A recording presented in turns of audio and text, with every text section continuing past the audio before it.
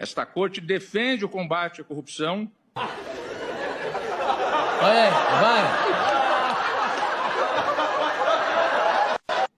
Mantém as decisões tomadas que foram feitas dentro dos princípios constitucionais, dos direitos e garantias individuais e das normas legais.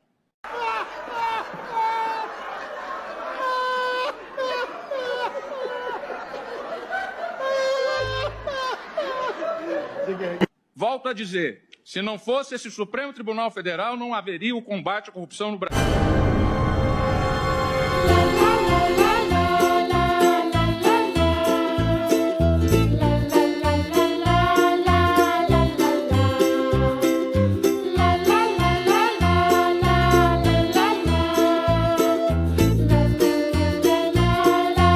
Como é que você vê esse caso aí envolvendo a mulher de Alexandre de Moraes, do Banco Master, e agora essa decisão, né? O caso do Banco Master, lá trancado no Supremo Tribunal Federal por uma decisão do Toffoli, como tratamos disso aqui ontem. Não há nenhuma dúvida, Fabiola, sobre a intenção do Daniel Vorcaro, esse banqueiro ostentação, dono do Banco Master. Não há nenhuma dúvida quanto à intenção dele ao contratar o escritório da advogada Viviane Barsi, que é a mulher do Alexandre de Moraes.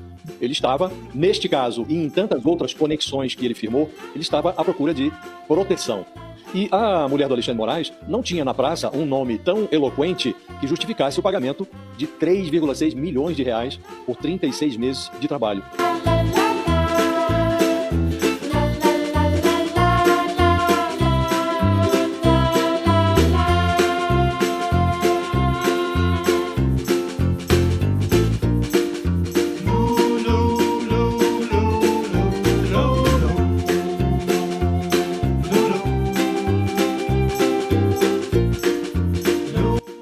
Três anos de trabalho. Então, se executado integralmente, isso renderia aí quase 130 milhões de reais ao escritório da doutora Viviane. Não havia esse prestígio todo na praça que justificasse tamanha remuneração. Então, o objetivo do Daniel Vorcaro era muito nítido, né? E não há limitações de acordo com o contrato.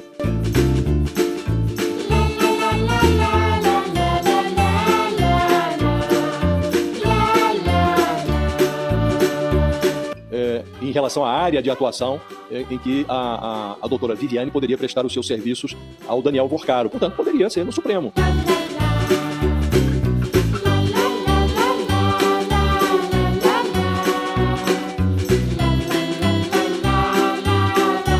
Esse é Agaroto! E para complicar, Fabiola, o marido da doutora Viviane, o ministro Alexandre de Moraes, participou de um evento pseudo-jurídico em Londres, no ano passado, evento patrocinado pelo Banco Master. Então, essas bocas livres, esses eventos internacionais, sempre ocorrem no circuito Elizabeth Arden, as principais cidades do mundo. É Nova York, é Londres, é Roma, nunca é em Piriri do Sul, em Jaraguá do Oeste, não, é sempre em endereços muito elegantes, né? E estava lá o ministro Alexandre de Moraes, estava lá também o ministro Dias Toffoli, estava lá também o ministro Gilmar Mendes. Então, Fabiola, nesse momento, o Supremo vai começar a analisar, no escurinho de uma sessão virtual, na sexta-feira, se avaliza ou não a decisão do Gilmar Mendes, que blindou os ministros do tribunal contra processo de impeachment no Senado. A invulnerabilidade das togas, isso é uma aberração. O ministro não pode ficar acima de qualquer tipo de controle, acima da lei na prática. E o assinte aumenta quando se verifica que o Supremo tem blindagens mais urgentes. O Supremo precisa blindar a si mesmo contra essas extravagâncias dos ministros, essas participações em eventos internacionais de patrocínio duvidoso, essa extravagância que foi feita pelo ministro Dias Toffoli, que vai num jatinho particular na companhia de um advogado, de um diretor do Banco Master, assistir à final da Taça Libertadores em Lima, e depois volta e, dias depois da viagem, ele avoca para si toda a investigação sobre o Banco Master, decreta sigilo máximo em relação a esse inquérito, que envolve uma fraude de 12 bilhões de reais, e está agora travada a investigação e submetida ao Supremo de uma decisão individual. Então é preciso que isso vá para o colegiado. Se for para o colegiado, o ministro Alexandre de Moraes terá condições de participar desse julgamento? O ministro Dias Toffoli, que foi a essa viagem aí, em asas privadas, na companhia de advogado de um diretor do Banco Master, tem ele condições de manter sob seu controle esse processo? E o Supremo autorizou os ministros a atuarem em processos nos quais os familiares prestem os seus serviços como advogados, mulheres, filhos. Então, realmente, nós estamos vivendo um momento muito delicado. Então, realmente, vivemos uma quadra complicada, Fabio. Ainda que hoje já tem uma resistência grande à edição de um código de ética, como pretende o presidente do tribunal, o Edson Fachin. Ainda que o código de ética avance, ainda que o Fachin consiga ultrapassar esses obstáculos, é possível que alguns ministros do Supremo nem abram o código de ética, nem leiam, porque eles se consideram acima de qualquer suspeita. O Supremo não terá uma relação adequada, civilizada com o Senado e com a sociedade brasileira se não tiver uma relação adequada consigo mesmo. O Supremo precisa se respeitar antes de exigir respeito, Fabio.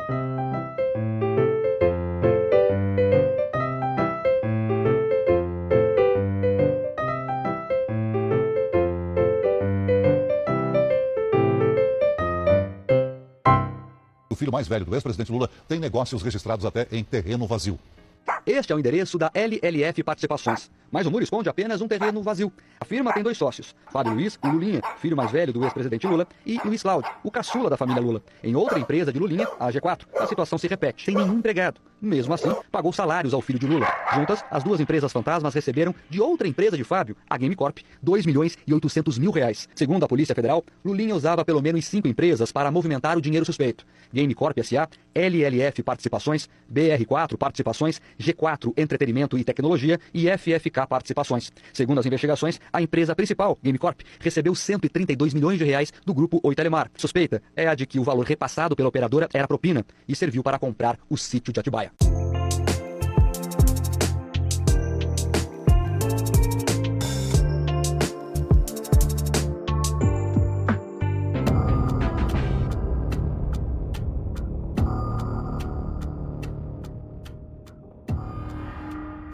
A Polícia Federal tem em mãos um vasto material apreendido no celular de Antônio Carlos Camilo Antunes, conhecido como o careca do INSS, inclusive conversas com o filho do presidente Lula, o Lulinha. A apuração é da coluna Andresa Matais, aqui do Metrópolis. Parte desse conteúdo foi entregue por Edson Claro Medeiros Júnior, empresário e ex-funcionário do careca do INSS, que narrou à PF o pagamento de uma suposta mesada de R$300 mil a Lulinha. Edson já soma mais de 70 horas de depoimentos à Polícia Federal. As apurações incluem mais de 1.000 páginas de documentos, além de áudios e conversas de WhatsApp que ajudam a traçar o caminho de parte do dinheiro do careca, apelido de Antônio Carlos. Edson Claro também disse em depoimento à PF que o seu ex-chefe pagou R$25 milhões a Fábio Luiz Lula da Silva. Segundo o depoimento e as apurações em curso, Lulinha teria sido contratado pelo careca para ajudar na empresa de cannabis medicinal, a World Cannabis. A companhia tinha operações nos Estados Unidos, em Portugal e no Brasil. Lulinha auxiliaria na articulação política do projeto.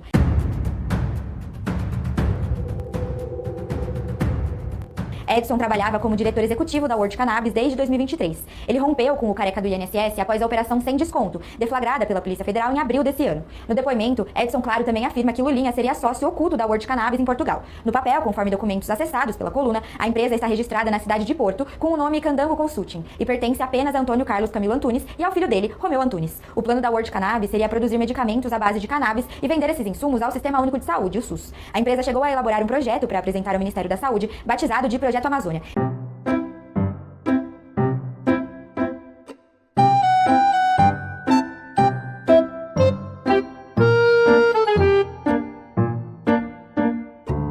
O sindicato ligado ao irmão do presidente Lula teve um salto de R$100 milhões no seu faturamento durante o auge da farra do INSS. O Sindinap, que tem como vice-presidente Frei Chico, o irmão mais velho do presidente, foi alvo da Polícia Federal por integrar um esquema de descontos indevidos sobre aposentadorias.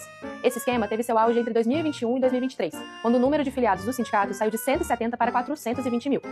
Os filiados ao sindicato têm sua mensalidade associada cobrada diretamente da folha de pagamento a partir de um acordo feito entre o sindicato e o INSS. Só que uma investigação da Controladoria Geral da União identificou aposentados e pensionistas que tinham a mensalidade descontada, mas negaram ser associados ao sindicato. Com a mensalidade desses filiados, o faturamento do sindicato cresceu exponencialmente, saindo de 41 para 149 milhões. O repórter Luiz Vassalo, que acompanhou e revelou o esquema da farra do INSS, explica que a cobrança dessas mensalidades começava depois que os aposentados faziam crédito consignado com uma cooperativa que é associada a esse sindicato. Ele também mostrou o racha político depois que o Sindinap foi alvo da Polícia Federal. Você tá vendo esse dinheiro aqui? É de um escândalo de corrupção no Ministério da Educação, envolvendo a ex-nora de Lula e ex-sócio do Lulinha, o filho dele. Mas o Molusco nunca sabe de nada, né? Foi deflagrada uma operação contra um esquema de superfaturamento em licitações no Ministério da Educação. Não poupam nem o ensino das nossas crianças e nossos jovens. Mas olha só quem tá no meio dessa história, Carla Ariane, que foi casada com um dos filhos do atual presidente. E também Calil Bittar, um dos fundadores da Game Corp. Lembra da Game Corp? Aquela empresa da qual Lulinha se tornou sócio logo depois que o papai chegou à presidência, deixando de ser biólogo e ganhar R$600 por mês para fazer uma fortuna. Segundo as investigações, tanto a ex-nora de Lula quanto o amigo do filho atuavam para defender interesses das empresas suspeitas, envolvidas em desvios do Fundeb, que é um fundo com recursos para educação, e até kits de robótica com 3.500% de sobrepreço. Por fim, essa gente, não, é impressionante como tudo acontece em volta do descondenado. Mas ele segue se dizendo honesto, um homem com poucos. E nessa semana veio à tona que um coordenador do PT recebeu R$2.600.000 de empresa do escândalo do INSS. Olha aí o filme se repetindo, vamos continuar vendo os próximos capítulos. Foi só o Lula ser eleito para todo mundo abrir empresa para saquear aposentado e para roubar aposentado. Porque são coincidências que não tem nada de coincidência. Porque a empresa do senhor, o senhor abriu... Novembro de 22. Isso, foi logo após a eleição do Lula. O seu Alexandre cria a empresa Vênus Consultoria. O careca do INSS também. Logo, Lula se elegeu, ele criou a Brasília Consultoria para praticar seus crimes. A Thaisa Hoffmann, você conhece? Conheci o evento do Virgílio, né? Ela também abriu a Curitiba Assessoria logo depois da eleição do presidente Lula, para praticar os crimes que a gente discutiu aqui. Os Golden Boys, todos eles, que vieram aqui também, depois do Lula criar a empresa para praticar crime. Então, assim, a partir de 23, querendo ou não, começou a jorrar dinheiro nessas empresas que foram abertas depois da eleição do Lula. E isso não é uma coincidência. Parabéns pra você que votou no PT. Chora não. Fez o L e agora tá arrependidão. Chora não. Parabéns pra você que fez o L de ladrão. Chora não. Tá acabando e daqui a pouco ele volta pra prisão.